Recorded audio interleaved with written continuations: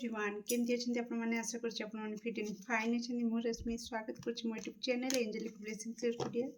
तो आसतु देखा आपण पार्टनर नियर फ्यूचर कौन हवा को जाउछि। ओके, तो आपण पार्टनर नाम को 3 थर नियंतु और चेहरा को मन पकांतु जहाद्वारा आप एक्यूरेट आंसर पाइपर। तो प्लीज एक्यूरेट आंसर दिंतु। दर्शक बंधु पार्टनर नियर फ्यूचर कौन हवा को जाउछि। Okay, thank you so much. दर्शक बंधु पार्टनर नियर फ्यूचर, दर्शक बंधु पार्टनर नियर फ्यूचर कौन हवा को जाउछि। Okay okay, my God,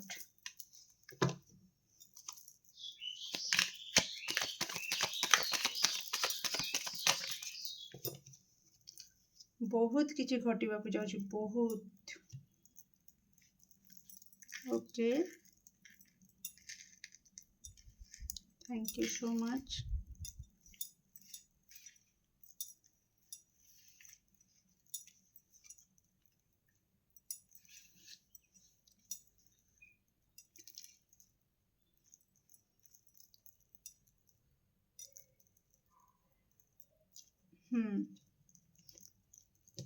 okay, listen dear, आपण पार्टनर नियर फ्यूचर कौन हवा को जाउछि। जदि मैं देखिबी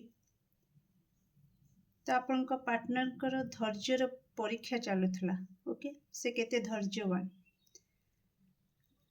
केते माने किछि जेमिति भी परिस्थिति हो से निज को केमती बैलेंस करुछंती, केते धैर्य धरी पारुछंती, केते बोझ को बोहिकी चली पारुछंती। ओके, तो ये सब किछिर परीक्षा तांकर चलुथिला एबे पर्यंत।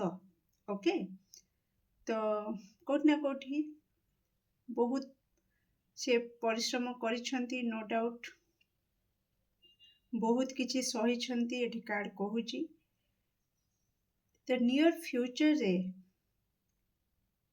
तार पुरस्कार तांको मिलिबा को जाउछि। ओके डियर, तो जहाँ भी जंत्रणादायक परिस्थिति थिला, जहाँ भी आर्थिक समस्या से देखुथिले, पारिवारिक समस्या देखुथिले, ओके, कैरियर रे स्ट्रगल करुथिले, जे कोनोसी फील्ड रे रहंतु ना काहेकि तांको ऑफर को रिजेक्ट करा जाउथला, तांको परिवार रे तांको इग्नोर करा जाउथला, तांको सेतिकी जो सम्मान तांको मिलिबा कथा, तांको कथार जेतिकी मूल्य रहिबा दरकार सेतिकी तांको दिया जाउ नथिला, से सबुर दी एंड हवा को जाउछि नियर फ्यूचर रे। Okay dear, congratulations. एठी मु कहि रखिबी बहुत करिकि भी से सैटिस्फाई हो नथिले, मु जेमतिका कहिली, तो से सबुर कोट ना कोटी पुण्यछेद लागिबा को जाउछि। पुणी ये पुण्यछेद केमति लागिबो तांकरी पई। ओके, एठी से निजे ही पुण्यछेद एथरे लगे देबे। से कहिबे मु आउ अजथा बोझ बोही पारिबी नाही। तो जोटा कि से नो ना कहिबा शिखि नथिले, जेमतिका कहा जाए कि घरर बड़ पुओ, बड़ झियो, बड़ बोहू, तो एमन को गोटे प्रकार जस्ट एग्जांपल दउची। ओके, तो एमन को गोटे प्रकार से शिक्षा दिया जाई थाए कि हाँ किछि भी हे जाऊ तो सही जा, किछि कहना। तो ये टाइप रो सिनारियो एठी आसुची। तो आपन को पार्टनर कोट ना कोटी सेमितिका परिवेश रे बढ़ी आसीछंती जे कि हाँ सही जिबा, के कोन कहूची सही जिबा, मु एते करी कि भी मोर सम्मान नाही, मु एते करी कि भी मो कामर के प्रशंसा करनांती, तो ठीक अछि किछि नै। किंतु नियर फ्यूचर रे आपन को पार्टनर आ से सब करिवे नाही। ओके, तो जोठी तांकु लागिबो कि हाँ एटा मो पई, मो भविष्यत पई करिवा दरकार काम मु करिबी, एटा करले मो फैमिली खुशी हबो मु करिबी, एटा करले मो पार्टनर भलो हबो मु करिबी, अदरवाइज अन्य को खुशी करिबा पाई मु जन्म हेई नाही।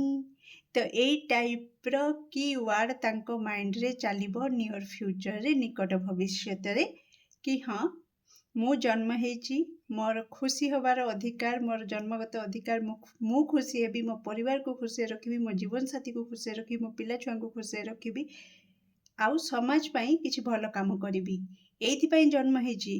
किंतु ଅନ୍ୟମାନଙ୍କୁ ଖୁସି କରିବା ପାଇଁ ମୁଁ ନିଜକୁ ବଳି ପକେଇବି ଏଥିପାଇଁ ଜନ୍ମ ହେଇନାହିଁ।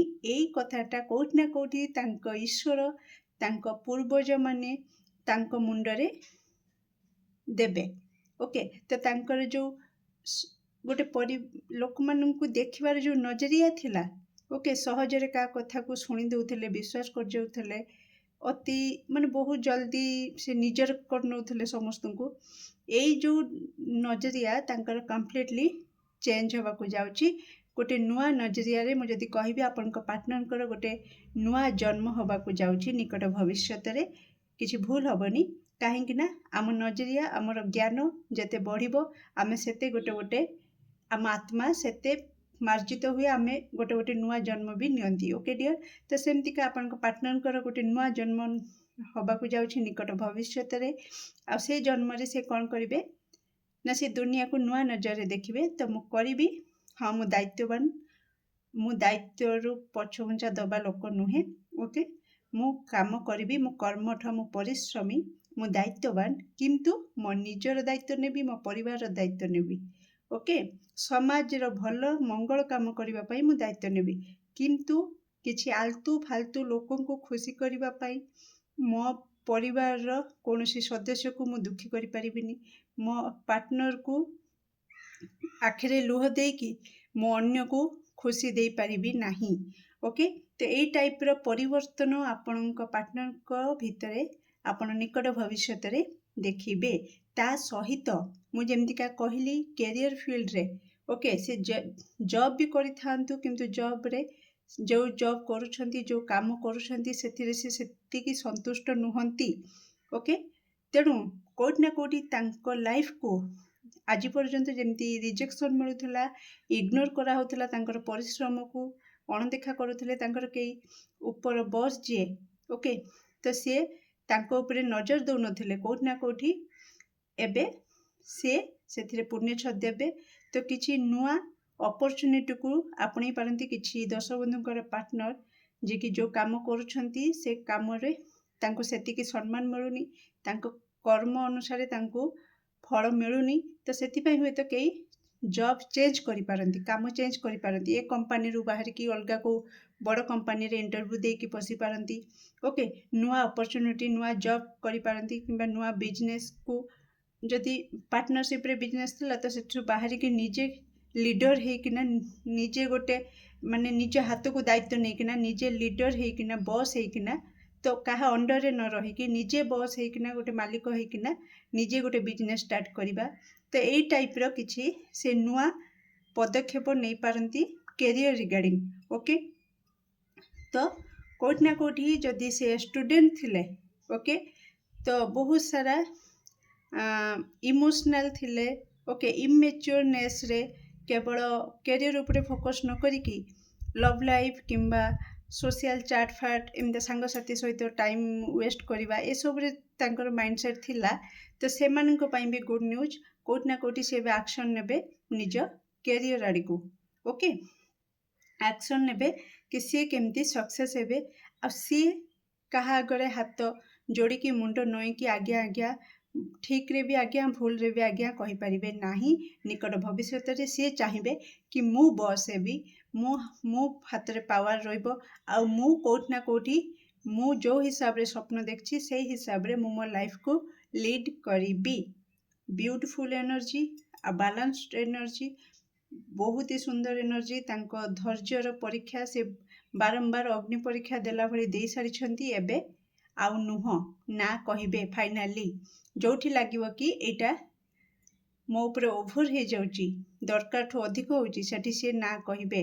ତେଣିକି ସେ ତାଙ୍କର ଉପର ବସ୍ ହେଇଥାନ୍ତୁ, କିମ୍ବା ପରିବାରରେ କେହି ବଡ଼ ହେଇଥାନ୍ତୁ, ଗୁରୁଜନ ହେଇଥାନ୍ତୁ, କିମ୍ବା କେହି ବି ହେଇଥାଉ, ବାହାର ଲୋକ କିଛି ବି, କିମ୍ବା ଫ୍ରେଣ୍ଡ ସର୍କଲରେ କେହି ବି ହେଇଥାଉ। ଓକେ, ତ ଯେଉଁଠି ତାଙ୍କୁ ଲାଗିବ କି ତାଙ୍କୁ ବଳି ପକାଇ ଦିଆଯାଉଛି, ତାଙ୍କୁ ୟୁଜ୍ କରାଯାଉଛି, ବ୍ୟବହାର କରାଯାଉଛି, ଆଗରୁ ଯେଉଁଠି ସେ ଚୁପ୍ ରହୁଥିଲେ ଏବେ ଆଉ ସେ ଚୁପ୍ ରହିବେ ନାହିଁ। ଆକ୍ସନ୍ ମୋଡ଼ରେ ଏବେ ଆପଣଙ୍କ ପାର୍ଟନର। ତ କେମିତି ଲାଗୁଛି ଆପଣଙ୍କ ପାର୍ଟନରଙ୍କର ନିକଟ ଭବିଷ୍ୟତର କାହାଣୀ? ନିଶ୍ଚିତ କମେଣ୍ଟ ସେକ୍ସନରେ ଆପଣଙ୍କର ମୂଲ୍ୟବାନ ମତକୁ ସେୟାର କରିବେ। ହଁ, ଆପଣଙ୍କର ଈଶ୍ୱରଙ୍କୁ जदि आपण चाहूचंती आपणको पार्टनर भितर पॉजिटिव चेंजेस आसू आ ये रीडिंग आपणकर निकट भविष्य रे सक्सेस हो ताले निश्चित आपणकर ईश्वरଙ୍କ निकटरे ग्राटिट्यूड पे करिवे।